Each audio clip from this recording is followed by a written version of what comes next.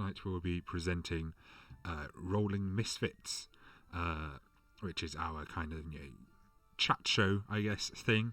Definitely not ripping off Talks Machina at all. Not in any way. I don't know what you're talking about. Who is Matt Mercer? Yeah. Yes, so it's basically where a few of us get together to have a little talk about the games we've had and anything else Dungeons and Dragons. So if that sounds appealing, please do listen in. I am Crazy Ferret. I am hosting the stream this evening, which is why it's a bit more. It's just a desktop share, so it's just my desktop screen. Hopefully everything's working, and then you can hear me right, you can hear other people right, there's music. Please let me know. I hope my internet doesn't crash. But yes, I am Crazy Ferret. I typically DM the Gaecia campaign. Yeah, that's who I am. With me tonight is Matt. Hey, I'm Matt. I usually play Phoenix, our Fire Ganassi wizard. And Riley. Hello, I'm Riley. I usually play Yalis Sebastian Lieb von Nuttelstamp. I will always say the full name. Our Warlock. Gnome Warlock. Cool. So, I mean, there very much is a Tarask in the room at the moment, this week particular. Tasha's first reactions. Are we allowed to swear? I mean, yeah, it's a mature stream, so... Fucking sure. Love it! My first reaction was, my god, they're really cool Wizards of the Coast, aren't they? I mean... God, they love wizards. Yeah, I mean, we might as well start with Wizards as anywhere else. Yeah, I think one of the... outside the obvious controversy of the ability score, I think one of the most controversial aspects of the book is definitely the wizards changing their cantrips on a long rest, I believe it is. Or is it short rest? It's ASI. That's how there was talk about it being, when it came out, it's Unearthed Arcana, it was all about on long rest, short rest type stuff. But no, Tasha seems to have gone the route of spell versatility and cantrip versatility on ASIs, which is interesting. It makes it less abusable. Like, I run a campaign that uses the Unearthed Arcanas, and we'll have to have a conversation with the players about Tasha's soon. And it is very much a case of, I can change out a spell on a long rest, so therefore, we're going into a heist? Cool, I'll prepare invisibility for tomorrow then. Or learn invisibility by tomorrow for the bard. So, for most classes, it's changed cantrips on ASIs. For the wizard formulas, cantrip formulas, sorry. And if you finish a long rest, you can replace one wizard cantrip with another cantrip from the wizard spell list. That's the controversial cantrips are less abusable. Yes.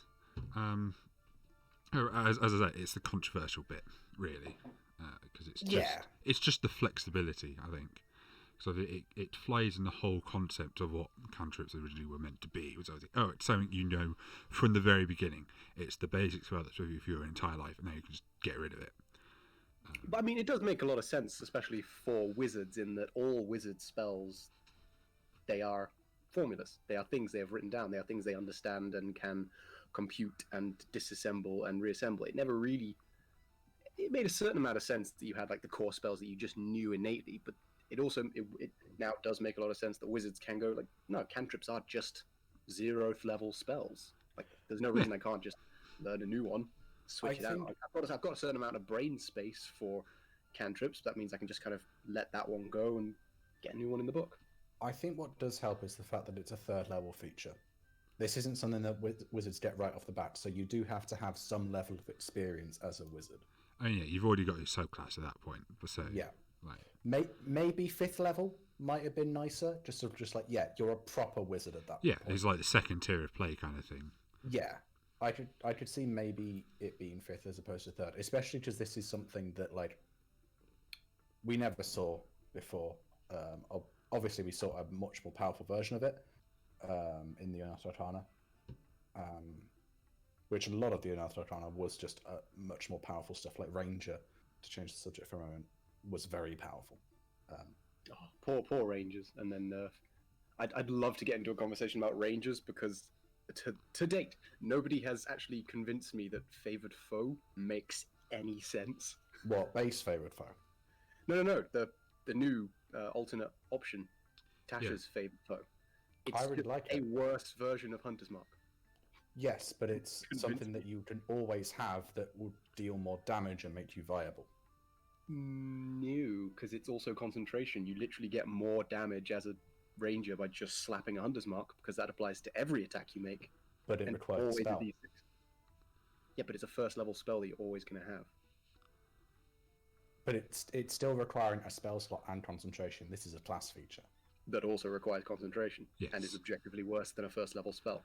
I see that, but like at later levels, potentially, you're going to want to use your spells for different things than just always Hunter's Mark. I know I do. I play a ranger in a campaign that uses it.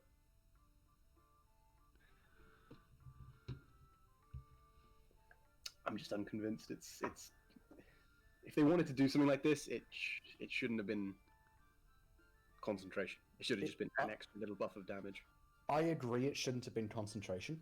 I will completely agree with that. But like, it also gets better as you level up. For one thing, it becomes, I think, like for Aureలీ's level, to use her as an example, which for those that don't know, is a character that Matt plays in the one-shot society that we're in. Wouldn't Aurelie be like a D8 at this point? Yeah, it goes Aurelie D6, is then objectively D8. better off slapping a Hunter's Mark on because then that's 1d6 per attack, and she's more about making more attacks as opposed to stronger attacks. True, it is the first time you hit on each of your turns. I'll give you that. Yeah, which is why I said like it should just be non-concentration so that it can stack with Hunter's Mark and Hunter's Prey. Because then how viable would that make the Ranger as supposedly the ranged class they are supposed to be, or at least archetypally supposed to be? Because it's the joke now that if you want to play a Ranger, play a fighter. That's always been the joke. Yeah, I know, but now this would actually make that kind of arrow ranged build a far more viable because you can start stacking these extra damage buffs on that. Yeah, a fighter might get more attacks, but your arrows hit harder, a bit more rogue, a bit more kind of that in-between fighter and rogue damage that Rangers really should have been aiming for. Yeah, it's a confusing decision to me. I'm much more of a fan of the switching out Natural Explorer for the extra proficiency. Or extra expertise, actually. That's a much better class, optional class feature in my mind. I mean, at the end of the day, it even says in the book that you can pick and choose these as you like, or as your DM lets you. So, yeah, you can always say, "Oh, we'll use this one and not this one" every time you make a character. So, yeah. Well, sticking on the subject of wizards, like, what happened to the Onomancer? I like the Onomancer. I thought that was a really cool idea, the whole true name aspect to it. I think that one came out fairly recently. And while I love it, I do absolutely love it. Oh, no, because it came out before the Wildfire Druid, and the Wildfire Druid made it in. Oh, did it? Yeah. I couldn't say. I do love Onomancer. I think it came out with the same Unearthed Arcana drop as Rune Knight. And to be fair, Onomancy would have made sense in Tasha's, considering like witches and true names, and Tasha is the daughter of Baba Yaga. Yeah, she wrote the Demonomicon, and true names, if they applied to anything, they applied to fiends. Yeah. While I mentioned Tasha, one of the brilliant things about all of the books that they've done, so Xanathar's died, Volo's died, Modern Tyrant's Tome, and now Tasha's Cauldron.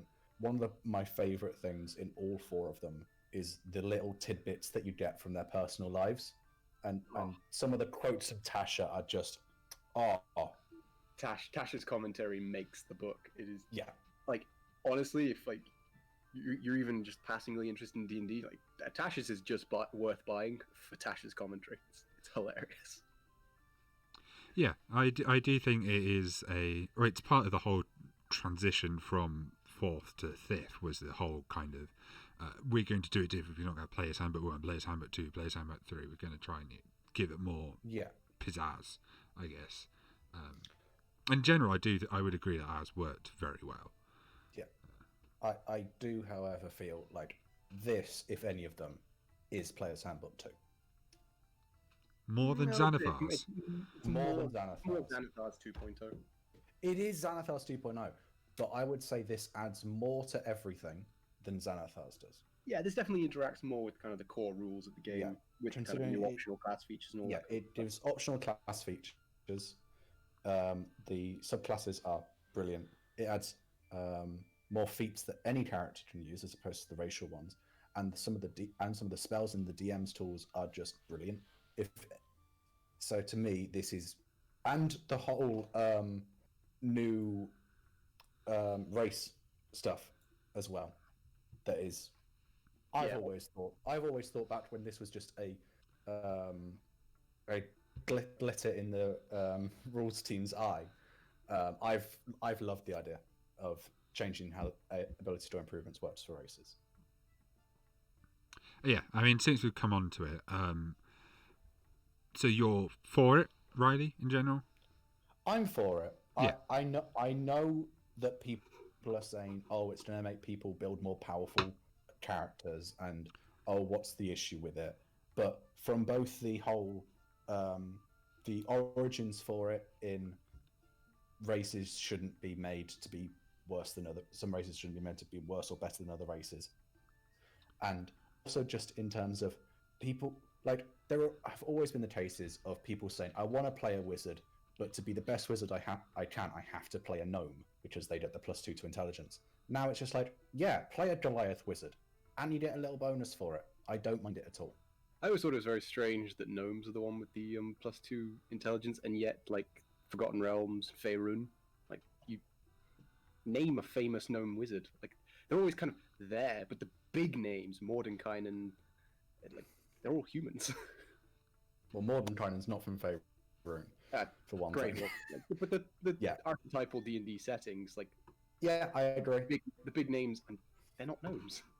Wizards' names are Tinkerers. But I mean, Yeah, which made sense after Artificers came out, but yes. I mean, you make the point about the whole people are, oh, it'll make people make more powerful builds. But I think at the end of the day, min-maxers are always going to min-max. And Yeah.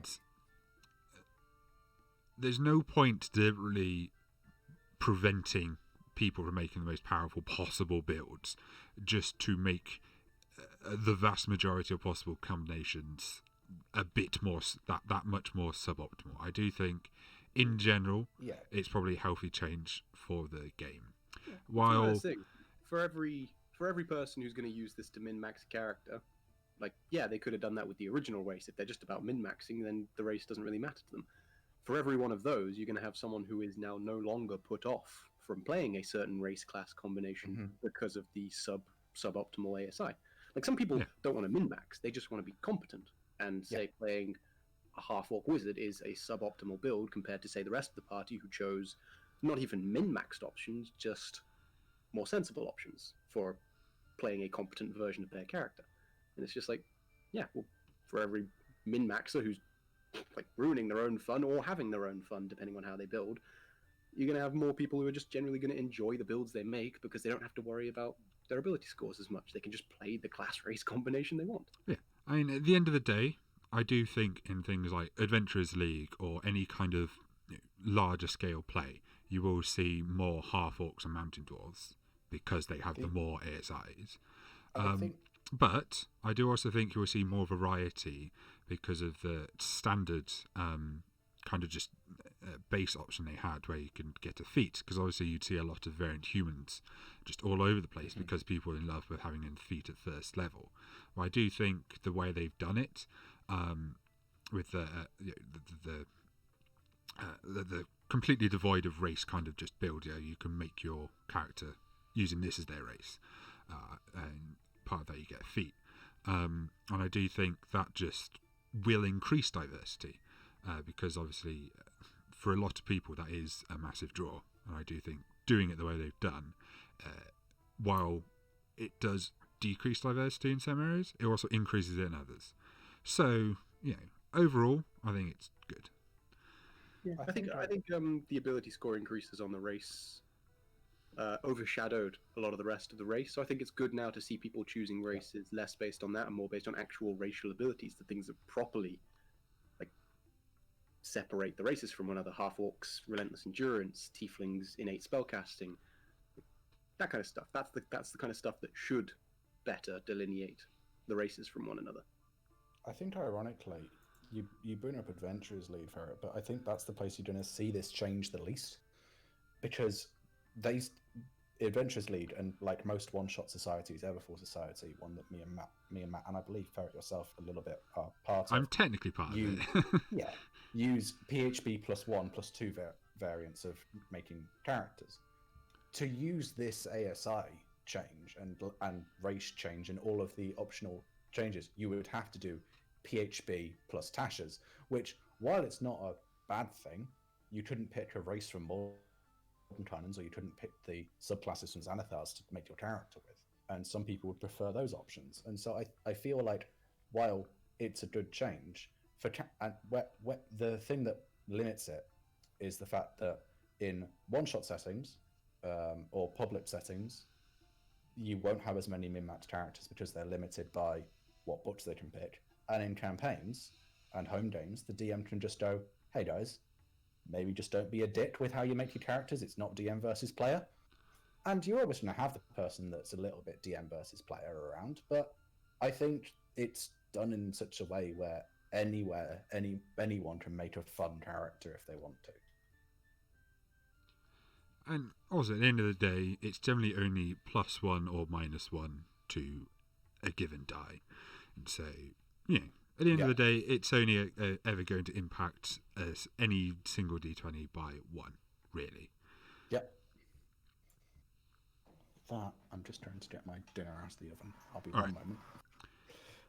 So, I mean, on the note of kind of that whole PHP +1, picking and choosing your sources, I'd say Xanathar still probably has the edge on Tasha's with the spell choice. Like Tasha's has got some good spells. Like there are some fun spells in Tasha's, especially a lot of the psychic stuff and the new summon spells. Like every flavor of potential summon. I do like the new summoning spells. They're much better than the old ones. Just with sheer selection, I think Xanathar's edges that out. I mean, yeah, I can definitely see that point of view. I think we might just have to see, in a year or 2 years' time, just what you use from each book more often, which one you find yourself picking up more, to really know which ones. Oh, this provides so much more. But yes, you mentioned the new summoning spells. I really like them. I think they're so much better than the old ones. Because the old ones, you cast it at high level, you just summon more creatures. Whereas these new ones, you just summon one, and it just scales, and it gets better and better with your the level of spell slot you cast it with. And I think it's a much better way of doing it. I think some of the say Summon Greater Demon and Infernal Calling, like the power levels of upcasting those, probably edge out Summon Fiend in this case. But obviously Summon Fiend comes with the benefit that it's not going to turn around on you and try and kill you. I mean, but yes. Other than that, I agree that like Summon Construct, Summon Undead, Summon Fae is actually quite a fun one. Yeah, they're all much better than the old kind of summoning. Use the new summon spells. Yes. Yeah. I love them. That was pretty much what I said. I think that's going to be my response to almost everything we discuss about this book. Well, I'm not going to lie. The summon spells in there really made me want to play a Conjuration Wizard. Just so I can play around with them. I mean, just a wizard. Well, yes. Speaking of, I'm like Order of Scribes. Like, as much as I'm sad to see Onomancy didn't make it in, Order of Scribes. I've already got a character prepared for that one. He's such an interesting. It does things. It's so different. That one, it's very cool. It's almost. I could picture kind of a almost warlock-like story. You find this ancient tome, and one of the things it suggested for the spirit of possessing was some long dead professor. So I can just imagine you find this tome, and then there's this ghost professor who just teaches you magic, and it just reeks it's just dripping with potential like flavour. I do love the switching out the damage type of spells if you know the correct level. Like, Yes. want to upcast Fireball to level 7 and then switch the damage to Necrotic because you know Blight. It is. Yeah, that particular feature is. It's got that great sense of, this is a wizard who has got into the nitty gritty of how their spells work, and that can actually tweak it. Like, just tweak the formula a little bit. And like, that was fire, now it's necrotic. That was cold, but now it's acid. It's just like proper versatility for dealing with the enemies you come up against. Ah, crap, I'm fighting a red dragon, all I've got is Fireball. Oh, wait, Yeah. Fireball is now just as good, because I can make it cold. I mean, yeah, I do think in pure power, wizards did slightly outclass sorcerers, but I do think with this particular subclass, just that particular measure of versatility will just Poor securely place it. Yeah, I do love sorcerers. It's just the subclasses are never particularly inspiring, in my personal opinion. Clockwork Mind, I have to admit, is intriguing. Not enough to make me play a sorcerer, because Yeah. now that we've got the feat that just lets you nick meta magic, it's like, why would I ever play a sorcerer? I can literally just take the meta magic I like. You mean the feat that made sorcerers viable? Yeah, the feat that fixes sorcerer by giving them more of their own class feature. Well, you can't just nick any meta magic feat, because the one that makes you make a saving throw disadvantage, I believe that's 3 sorcery points, and the feat only gives you 2, so you can't just nick any of the meta magic options. Yeah, but the one you want is subtle spell as a wizard. The ability to cast any wizard spell, no somatic, no verbal, no material components, get away with anything. Like enchantment wizards, that is the holy grail. At lower levels, definitely, because obviously at later levels you get modify memory, so you can make the target not remember the spell you just casted them, which is, I mean, that's a fun ability all on its own. But yeah, I do think at lower levels, definitely the circle spell for the enchantment really flavorful. Oh, I just realized if you know Big Bees, you can cast any spell with force damage. That's silly. I mean, yeah. There's only a handful of spells that do psychic damage, but more now, thanks to Tasha's. Well, really yes. Tasha's Psychic Whip is a really fun spell. Yeah, but all of the totem barbarians better watch out. Speaking of barbarians, a point I made to a friend the other day was the Path of the Beast. So for those who don't know the book, it's kind of you channel this kind of bestial spirit, and it makes you, it enhances your abilities in certain ways. And for those of you who think it sounds familiar to Path of Totem, it very much is. It's kind of a less overpowered, but far more flavourful kind of sister to Path of the Totem. And while for a lot of people would say, "Oh, why does it exist then?" I really like it. I myself can't see me making a Path of Totem anymore unless I'm power building, because this is just so much more flavourful. I like just reading it again. Much with the wizard subclass, just reading it, I could just picture there's 101 different like flavour, like characters in my head as I was just reading it. It was amazing. See, I'm surprised out of the 2 barbarian options you went with the Path of the Beast. Path of the Wild Magic, that's a fun subclass. Oh yes, that is fun. I'm just bringing up the subclass, introducing the canonical D3. Oh yeah, I know. What is that? It's like you got to go out and buy a D3 to play this class. Well, yeah, you could just half a D6. That's how most systems that use D3s do it. Yeah, or 1d4. Got to play a triangular prism. 1d4 minus 1 reroll on ones. Well, but yeah, speaking of the beast, I feel like this is just like, oh, you want to play a lycanthrope? Cool. Origin of the Beast, well, Path of the Beast, and Shifter from Eberron race. There you go. There's your lycanthrope. Or just have a really nice DM who will give you lycanthropy. well, Yes. Or But if you want you want to start off with lycanthropy and not be broken, there you go. Yeah, Yeah, because immunity to non-magical damage is a bit powerful. you mentioned the Path of Wild Magic. You have to roll, like, I think it's a 5 on a d8, but with one of the options, you can just yeet 2 great axes per turn, and I just love that. It's just such a ridiculous image in my head. I like the exploding flump. I have a player who plays Path of the Wild Magic in a home game, because, as I said, I'm very free with Unearthed Arcanas as long as I've read it and I'm cool with it. You can play it in my campaigns and stuff, and she is so much fun. Just like the ability to just I rage, and when we remember to roll the d8 and just a random thing happens, it's so much fun. Yeah, I think compared to the Wild Magic Sorcerer, because it's not nothing's ever guaranteed with Wild Magic Sorcerer. And I played one, and it was one of my first ever characters that I played for an extended campaign, was a Wild Magic Sorcerer, and it just very rarely came up.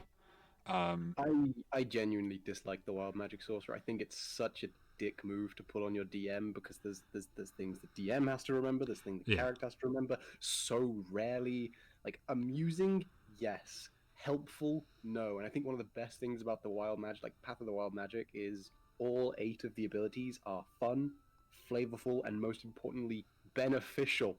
They are all good things. Instead of just, oh, you randomly nuke your level 1 party because you rolled the fireball one.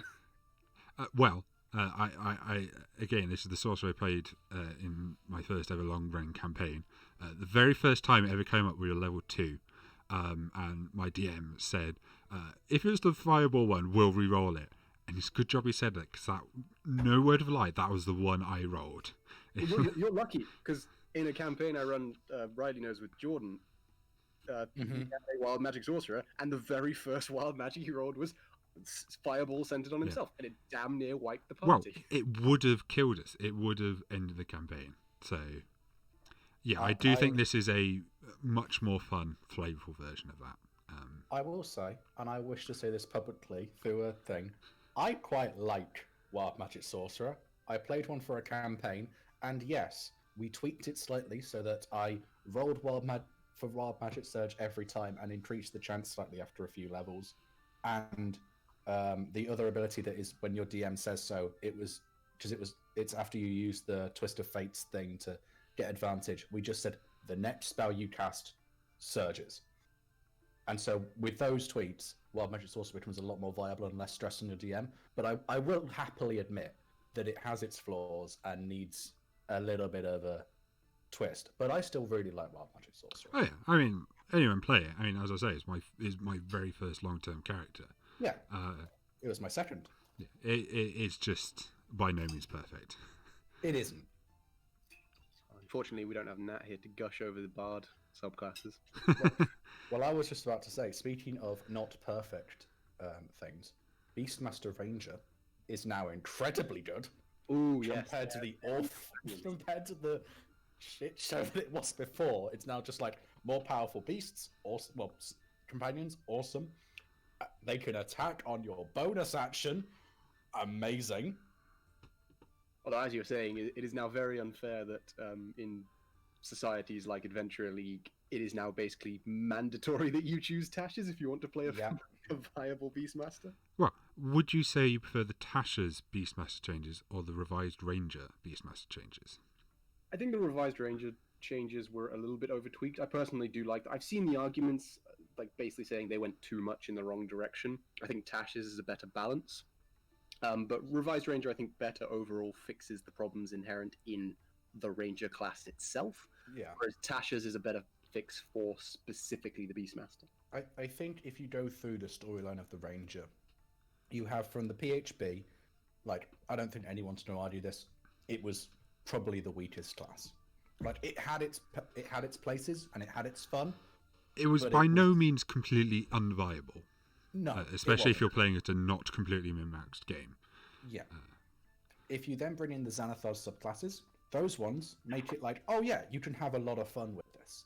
but it still True- wasn't True perfect. Stalker is genuinely one of the better subclasses in the game. I love playing my Monster Hunter Ranger in a campaign I'm in. If you then take the revised Ranger, the first Unearthed Arcana, that turned Ranger from one of the weakest to one of the strongest overnight. Revised Ranger, the first one, was insanely powerful. So much so that a lot of people said, yeah, no, we'd rather stick with the underpowered than the overpowered one. When you then get to the latest Unearthed Arcana, the class feature variance one, that toned them down to make them more middle, in my opinion. I still see that they were powerful, especially with the D6 not concentration favored foe. But they were still middle ground. Yeah. With Tasha's, they're now, I think Wizards have now got Ranger where they want them. They're not the most powerful. They're not the weakest. I don't even know what I'd say is the weakest class anymore. Sorcerer.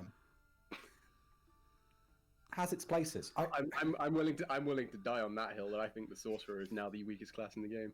Fair enough. I think they're still good. Every class. I think it depends at the level. They all have their archetype to fill, but I will just say, as in terms of pure power, the Wizard outclasses the Sorcerer now in every field.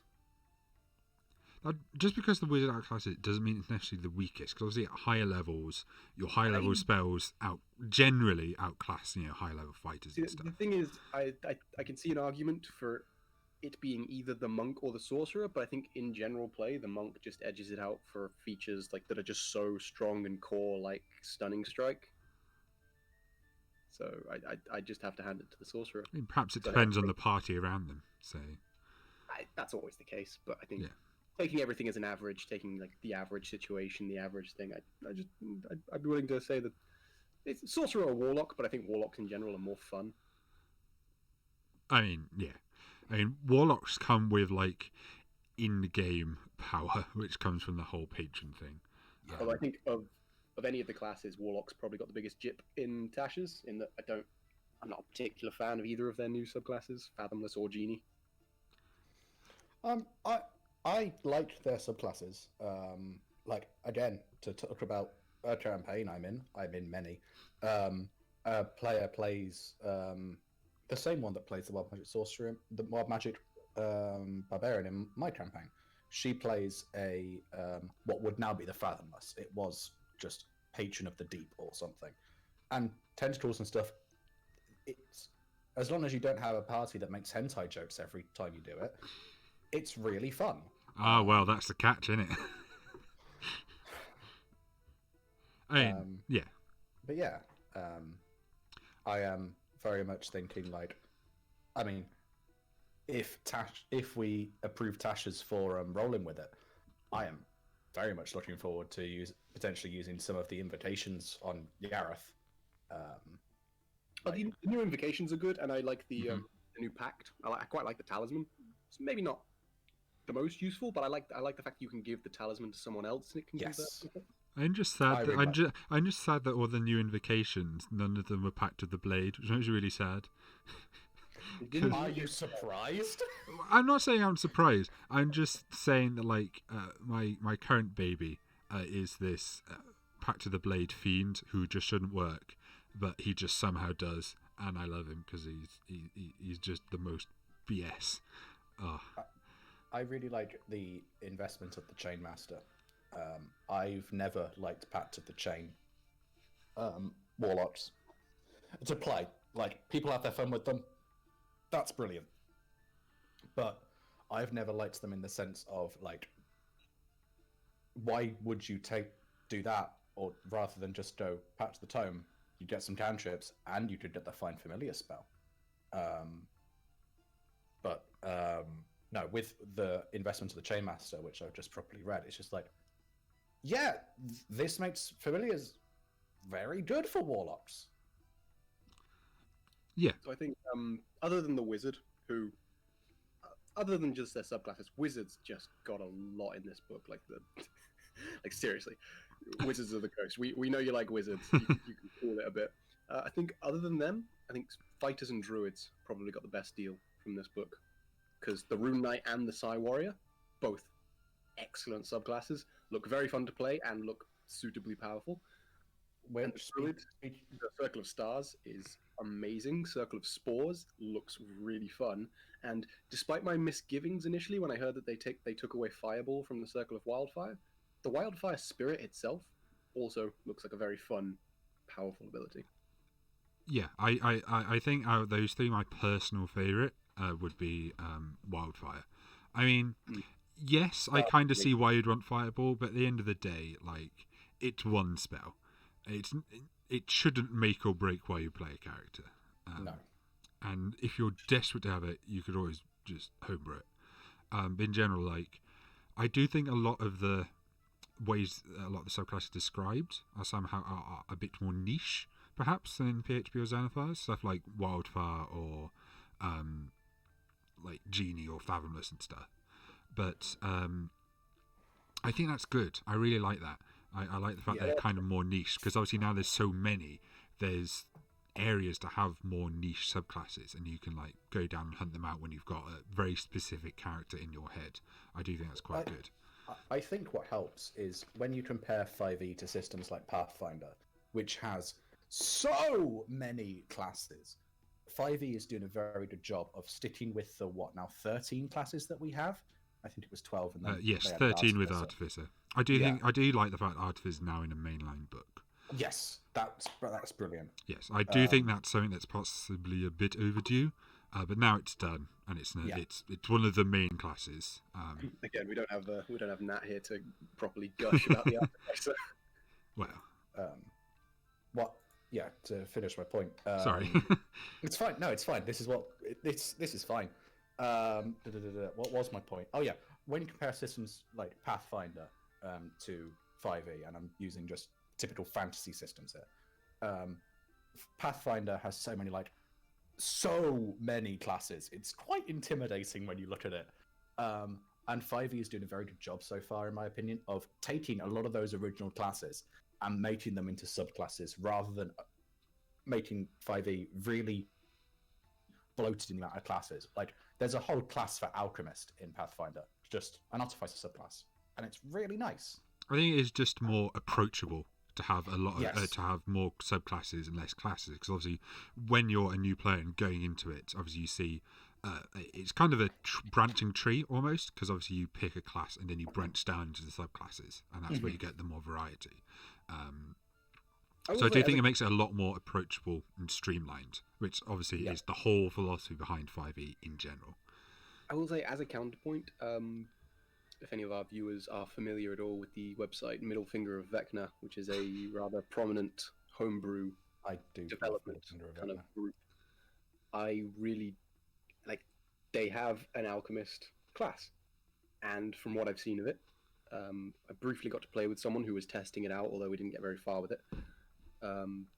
It looks incredibly fun, and it far better kind of captures that feel of playing an alchemist as opposed to an artificer who specializes in alchemy.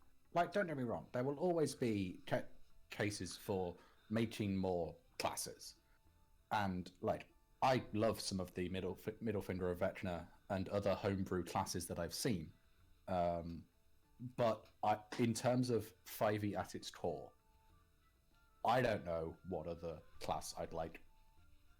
I don't know what I'd like for a 14th class, and I think they'd have to make it something really big. You never do until they make it, is the thing, and it applies to the subclasses they put out. Like, you look at some of the subclasses and you go, oh, that is a really cool idea. How have I never thought about, like, yeah, that really fits, like, the fighter or the monk. Like, the Astral Self, I would have, like, yeah, that's... I mean, it's a bit Amara from Borderlands 3, but from the amount of time they must have been developing this, it's probably been around almost as long as that character. I do agree. However, I will say that from the moment that... I won't say from the moment I started playing 5e, but from the moment I started exploring 5e online and getting more into D&D, which probably came about 6 months into me playing it, I have seen calls for an Artificer class. Since the Artificer was first announced in the Inner Arcana, I haven't seen call for another class. And yeah, I do think... I think Wizards could surprise us. Like, Oh, 100%. And this is not a good example because it is not licensed Wizards of the Coast material, although it was semi-co-developed. The Blood Hunter, I would not have been able to say like, oh yeah, we need the Blood Hunter. But looking No, at the Hunter, that's fair. It does make itself distinct. It is a distinct Yeah. class. For those that is don't separate.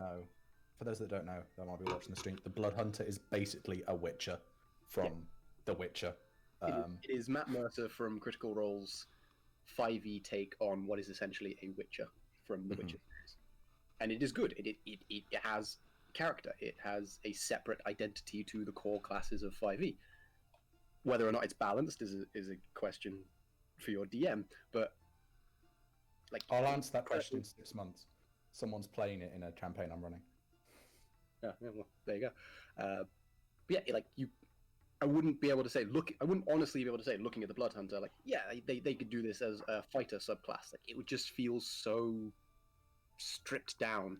Yeah. In comparison, it would feel like the Eldritch Knight, which I mean, think.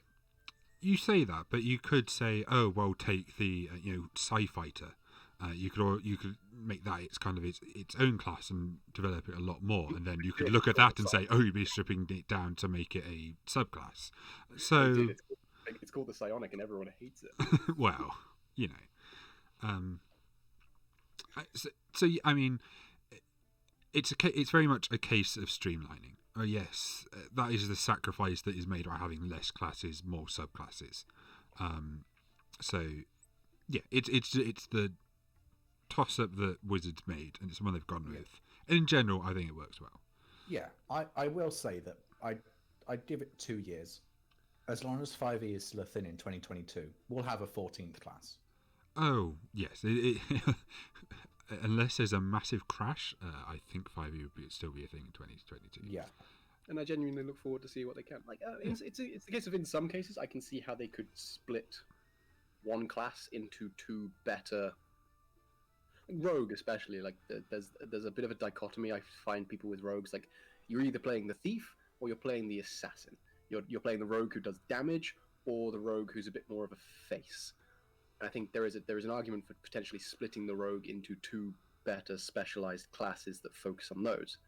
Although I like the versatility of being able to play kind of mix and match with both in the rogue class itself. But there are a few cases I can see of the base classes where you could split those comfortably into two classes. The cleric is probably another one, to be honest, where you want to kind of play the hard damaging war cleric or the bit more priestly healer.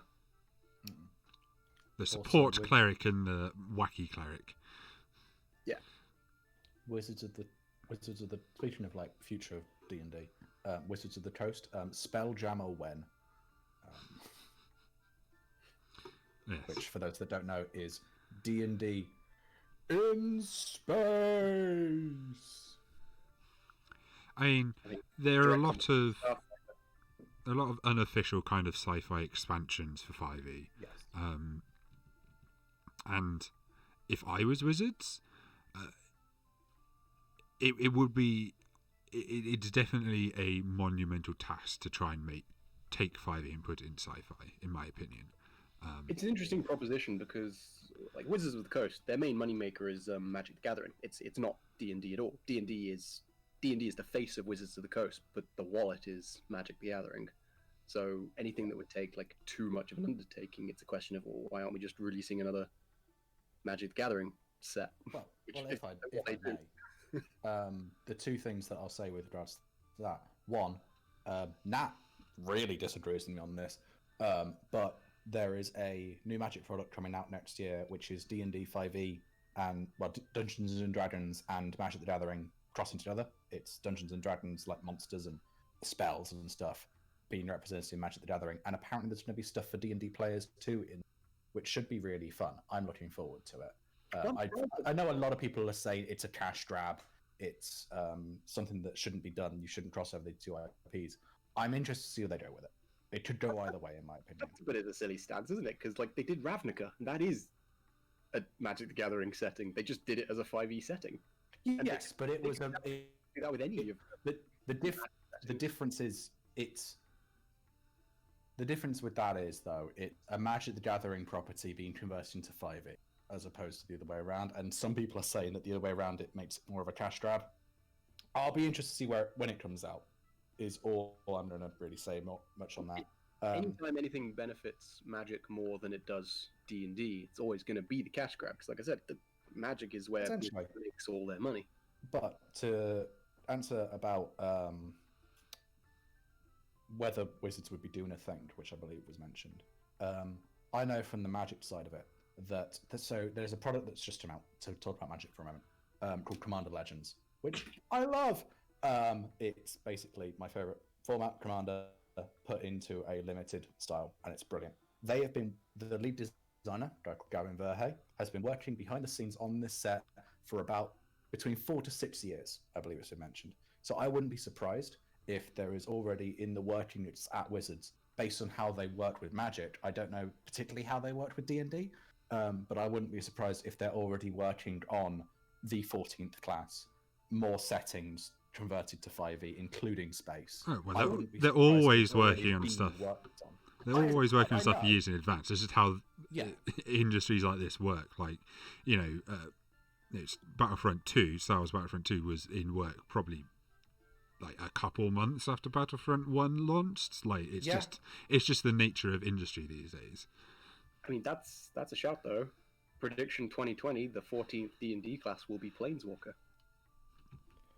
Oh, don't know how I feel about that one, Chief. Planeswalkers in the Magic the Gathering sense are extremely powerful creatures. I'm just like, if not a Planeswalker, like someone who focuses on planes, interaction with the planes. You mean GIF? I'm saying this from a class building perspective because I do a lot of homebrew in my spare time, and one of the homebrew classes I have currently in the process of building is a very planes-focused class that focuses on the kind of interaction between planes, and it flowed very easily because it does fill something of a battlefield control, movement-based niche from a mechanical point of view, which is just as important consideration as the flavor point of view from actually fitting a new class into the system. So I'm calling it here. 2020 prediction, new class focused on planes. All right. Maybe called Planeswalker. You heard it here first, maybe. Someone else might have said it. Probably. Well, if I can come up with this, someone else can. Yeah, there's someone at Wizards secretly watching this stream and like, write it down. Yeah. I wish we were big enough for that to be true. Yeah. Anyway. All right. I was going to say something else.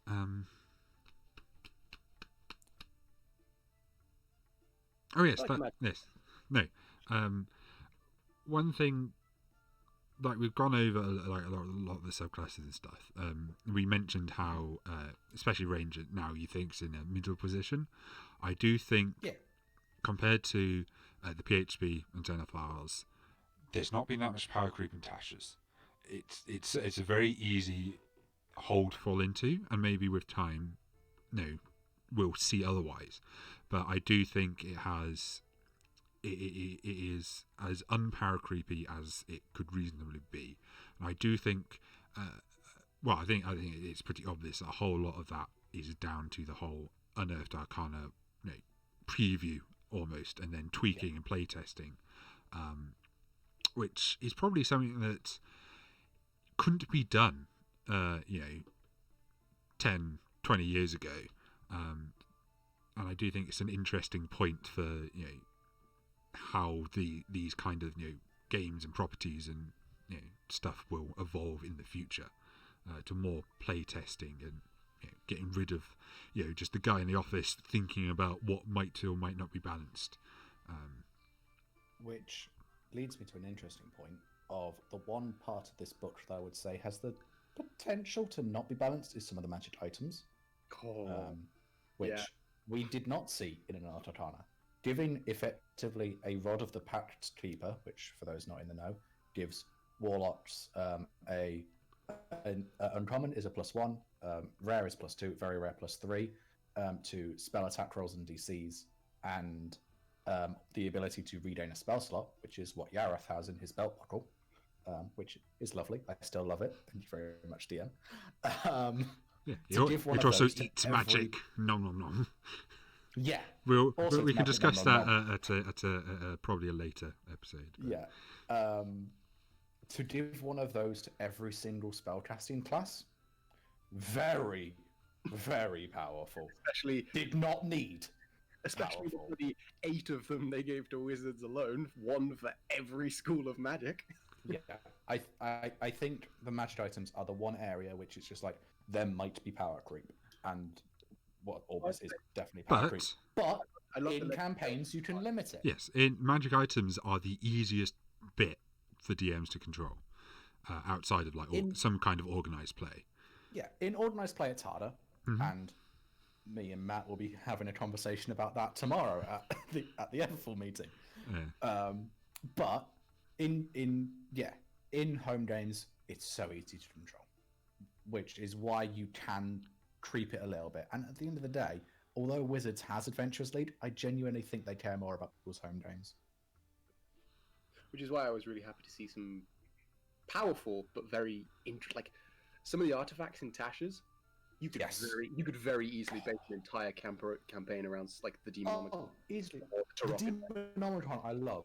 Like you just say about a campaign, yeah, your foot soldiers in the Blood War, and you've got to unite the Demon Lords to come together and destroy this book because it's just too damn powerful. You could build a campaign around that. I've wanted to do a campaign in the Blood War for ages. What is it? What's the Crook? The what's the full name? Oh yes, Crook of Rao. That is just a campaign. Mm-hmm. The Crook of Rao is a campaign to itself. Yeah, someone's using it. Stop them. Oh, it's the curse. It's Iglib's curse on the Crook of Rao. If that goes off, and it just starts spewing out all the demons that have ever been banished by it, and you can't stop it, and it will keep doing that, and you have, what does it say? I think it's 19 years, 18 years. You have a certain number of years until it finishes, and then just opens a permanent planar portal to the abyss. And you know, it was some like very well-meaning like level 2 wizard who accidentally set it off. Yeah. It's just like, Jerry, what did you do? I used the crook. We told you not to. I know. Do you see why we told you not to? Yes. I activated and then I slightly dropped it into the bottomless pit, and now it's just there forever spewing out demons. Jerry, you're fired. Ah. Yeah, the Demonomicon, great. The Crook of Rao, great. The mighty servant of Luco. I mean, if you want to have fun as a DM, you just throw that into the end of your campaign. Just go, yeah, just have fun in your giant stompy mech. The one thing that I'm a little bit sad about, they mentioned Baba Yaga quite a bit, which is she is a witch hag from folklore, Russian folklore, I believe. No stat block, too. Yeah. And they mentioned Baba Yaga's house because it's the stomping on it by Baba Yaga's house is the only way to destroy the pestilent mortar. Yeah. That is an artifact. But I know that it's like an expansion book like Xanathar's, but there's no stat block for either of them, and it would be really nice to see that. Just one stat block, you just get Baba Yaga and Baba Yaga's house. Even though Baba Yaga, she's probably going to be like challenge rating 30 or 25 or something like that, because she's the most powerful hag ever. Yeah, it's a shame. It would be nice to have seen it. But you could definitely have an entire supplement just about Baba Yaga. It's kind of like the Rise of Tiamat. You could just have like a Baba Yaga module or whatever. Do you think so much so that the next module might be that? I mean, I wouldn't necessarily say next, but I think it's entirely possible it's quite far on in the production process. I think anyone who's played 5e long enough knows that the Fae in general need a bit of an overhaul. I would not mind seeing a proper Feywild expansion. I think that could be fun. We've had a Shadowfell one in Curse Strahd. Because I've anyone who's looked it up, and I recommend you do. There is I believe it's DM's Guild. I bought it a while ago, but it was called Lords and Ladies of the Fae. And what it does, it basically sets out to give stat blocks to all the kind of major players of the Feywild. So you've got Titania, Oberon, the Queen of Air and Darkness, Baba Yaga, and her hut are both given stat blocks, which are very fun. it basically just goes through and goes, okay, here's all the Fae that aren't in the because the highest CR Fae is standard play is like 10. It's like the night. It's a hag. It's like a night hag or something. Actually, I think the Eladrin are actually the highest CR Fae, and they're only CR 10. It's I think Beha Hag might be higher.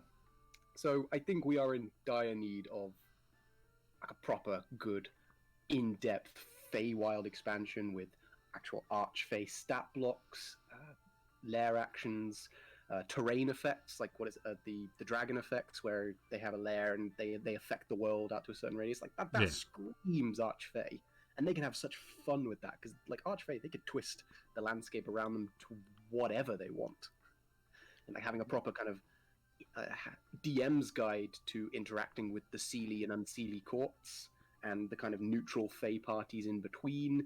Like basically just a guide to if you want to set a campaign in the Feywild, which you could set an entire campaign in the Feywild very easily. Just play a bit of Archfey politics and deal without the kind of fiend stigma. Yeah. Then yeah, but it's so undeveloped in the current meta because there's no stat blocks, there's no real help with DMing in the Feywild, except for that whole kind of you roll a D2 and you've got like a 50-50 chance of just forgetting everything you ever saw in the Feywild. Yeah, so I think I don't think it would be a misstep to base the next big expansion around the Fey, and Baba Yaga and Igliv would be a very good stepping stone into that. Especially since there's so many like races and classes or subclasses, they're like draw on the Fey in some way. Yeah, we've got the Fey Wanderer now. Yeah, exactly. I would agree with you that is definitely a gap that needs filling. Matt, if you find that DM still, can you send it me? I bought it, so I can just send you the PDF. If you can do that, would be lovely. That sounds really cool. Cool. I've used it in a few games I've run because I like the Abiel, especially the kind of the bee kind of Fey. Like I was in a game of one of yours of that. Yeah, they're really fun. I only got to use the very lowest CR version of them because I was running for very low levels, but the higher levels... There's more?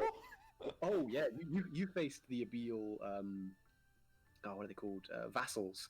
There's the Abiel Warriors and the Abiel Queen and the Abiel Brood Guardians. They're great fun. It is literally fighting a beehive, but they're Fey. It's great. Don't need the honey. For every, like, you've got Titania and the Queen of Air and Darkness, who are the kind of big Seelie, Unseelie Archfey, and then you kind of got their court. So everyone below them, you've got the daughters, the sons, Oberon,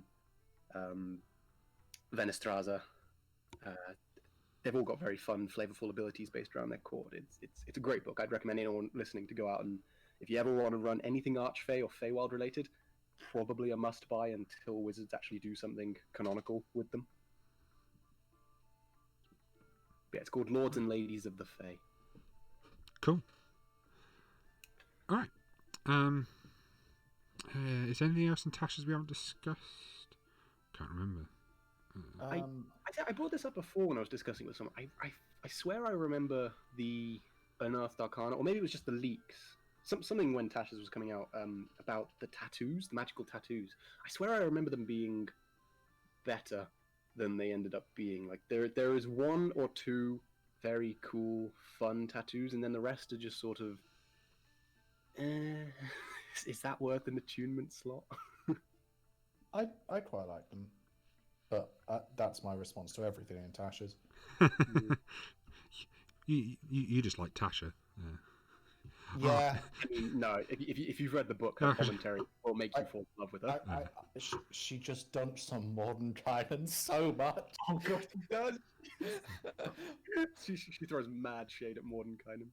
Oh, but I think one of my favourite quotes from Tasha is regarding, because she gives one for every subclass, and then several others throughout.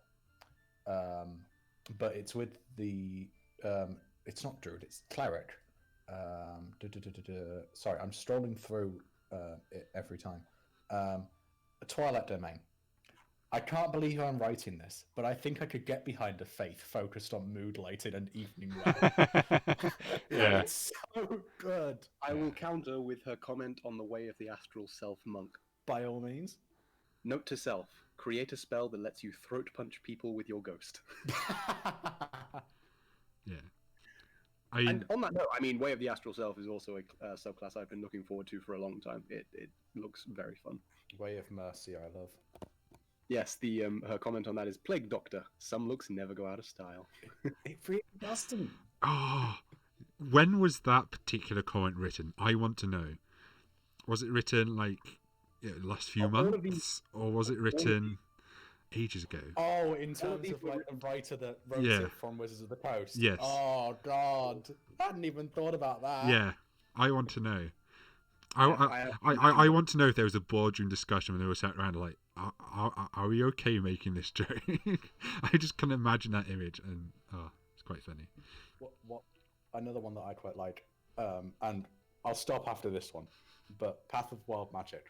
I don't recommend letting magic take the reins, but I'm not your mum. Live deliciously. Magic take the wheel. My final counter will be the Blade Singer quote. When faced with the endless onslaught of magical possibilities, many wizards suffer identity crises. Some overcome, some break, and some just become sword bards.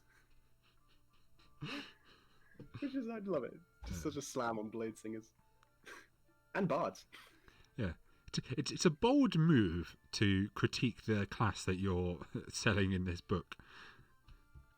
Well, I like it. It pens it much more as this is just Tasha when she was still going around as Natasha the Dark, or what was her name? Natasha the Red, or something. Yeah.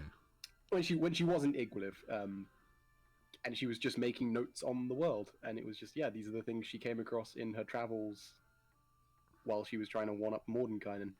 And now she is a witch queen.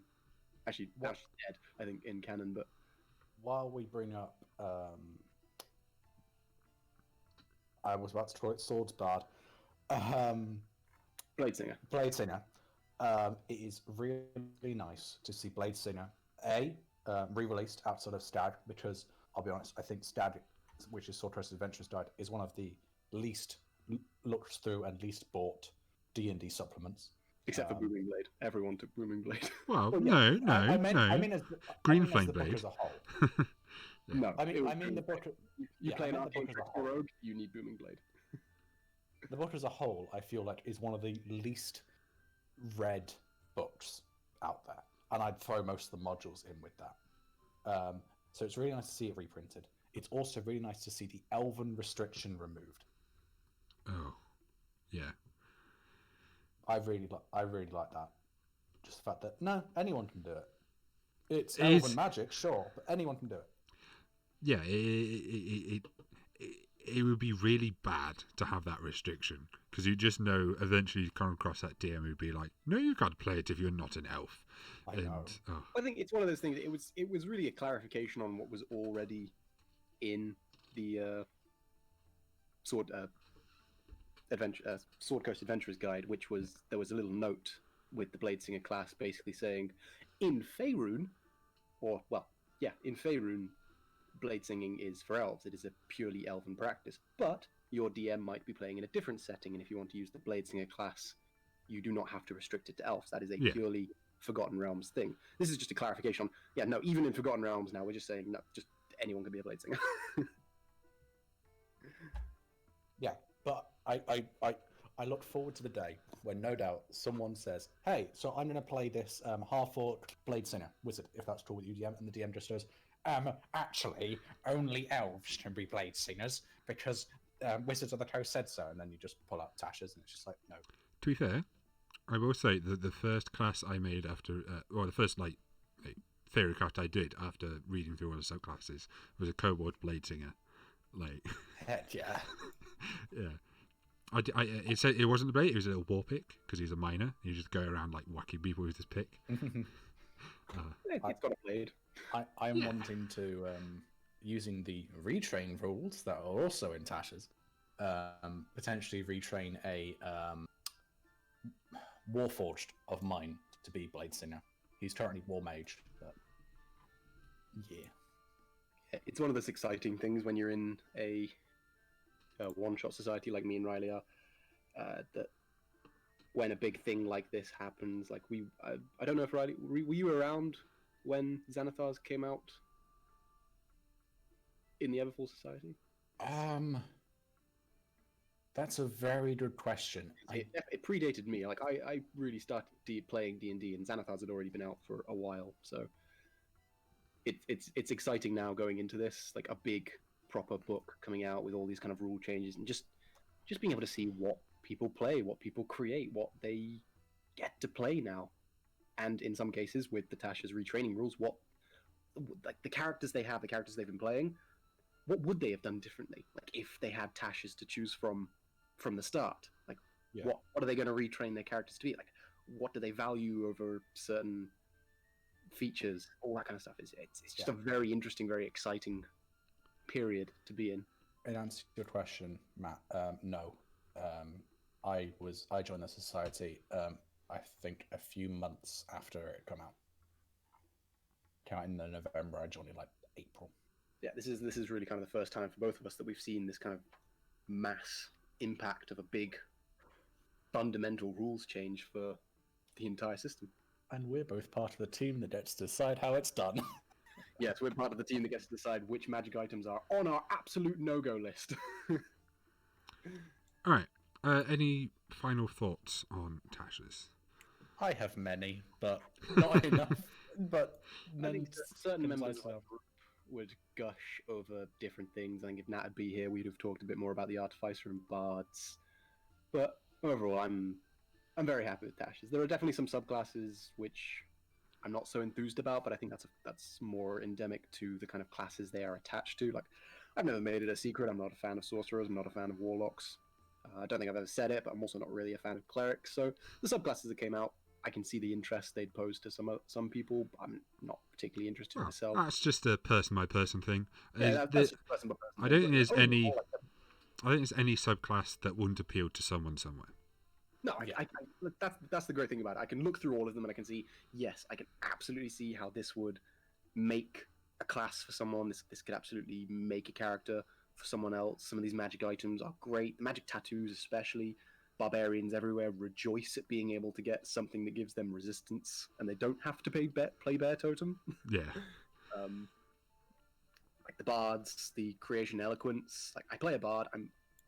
They're not the best subclasses for bards, I think, but they each have their own kind of flair and flavor, which is always important with bards. And yeah, I think there's something for everyone in Tasha's, and I think that's the important thing. There is nothing in Tasha's where I can look at it objectively and say, nah, nobody will like that. All right, Riley? I think my only real point is Tasha's in rolling with it when. All right. So obviously, this isn't me trying to force your hand no, on anything. No. For the record. So I have been having to think about it. So spells, as soon as they're on the app that I use, the reference app, I forget where it is, whatever. As soon as they're on there, they're fair game. The time when I am happiest to be playing a wizard in a campaign. Well, in terms of the variant features, probably not for this campaign, mostly because I'm still on the fence about a lot of them. I want to give myself time to decide what my opinions are. In terms of like feats and stuff, that'll have to be discussed with the whole group. Like I'll have to sit all of us down and say, are we happy to use these feats and stuff? If you die or you want to make a new character, subclasses probably be fine. However, the one thing I would probably say not for Gaecia would be the ability score stuff, just because even if everyone says it's fine, it's still an unfair thing that you get to make your character with it, even though other people wouldn't have because they made their characters earlier on. If I was to start a new campaign in Run With It, yeah, I'd probably include all of it. It's just for Gaecia specifically, those would be my rules. Well, I can help you out there, Ferret. Just give me till level 13. Felix can take a little nap and just yeet himself out of your setting. Well. And for anyone who's watching who doesn't know, there is a spell called Dream of the Blue Veil. It is available to bards, sorcerers, warlocks, and wizards. It's a 7th level spell. You cast it, and you literally travel to a different setting. I will say, for the record, there is a caveat to that of a material component that is from the setting in question. There is. It's very much it's it's there if your DM wants to yeet you between Faerun and Greyhawk and Yeah. Dragonlance and all that kind of stuff. But it's just the very fun thing of the idea of it's at 13 level the player can just go, no, I don't want to play in your setting anymore. Let's go somewhere else. Yeah. All right. For me, definitely, it's definitely a great book. Definitely put it in your Christmas list if it's not already on there. I would, if you're just getting into it, and you're like, do I get Xanathars or do I get Tashas? I would say get Tashas. Purely because, well, partially because of a lot of the things Riley said earlier about how a lot of the variants on the class features and the ability score changes, it feels more like Player's Handbook 2.0 than Xanathars did. So, personally, that would be my recommendation. Don't know if you guys would agree with that. But yeah, those would be my closing thoughts. It depends where you're coming at it from. Like I said, if I think Tasha's represents more of a fundamental change to 5e as a rule set, but I think Xanathars in of itself offers more character choice. Like, there's more subclasses, more magic items, more spells. So it's a question of range versus being up to date with the core rule set. So in general, I'd be inclined to agree if it is just a straight choice between Tasha's and Xanathars, and you are fairly new to the system. Say you're, Tasha. say you're like 14 and your mum's giving you, you can go buy one of these books, kind of thing. Yeah, get Tasha's because that's what everyone's going to be doing. Well, yeah, get the hotness. Yeah. All right. Pick up Xanathars when you get a bit bored and you want to play a different subclass, throw in a few new magic items, and get some more spells. Cool. All right. Xanathars is just an expansion. Tasha's is, like Riley said, it is a bit more of a PHB 2.0. Yeah. All right. So thank you very much for watching or listening. Hope you enjoyed listening to us discuss a book. Obviously, we play our campaign on Wednesdays, 8 o'clock UK time. We'll be going into episode 11 this Wednesday. So if you're interested, please do check that out. Obviously, this VOD will be uploaded to YouTube, our YouTube channel. So just put Ron with it into YouTube. It should go there. Follow us on Twitter at rolling_with_it for updates about stuff when VODs get uploaded, about when we're about to go live, stuff like that. Please, share, and thank you very much for watching. Next week we'll do more of our regularly scheduled programming. We'll actually be talking about the campaign again. Yes.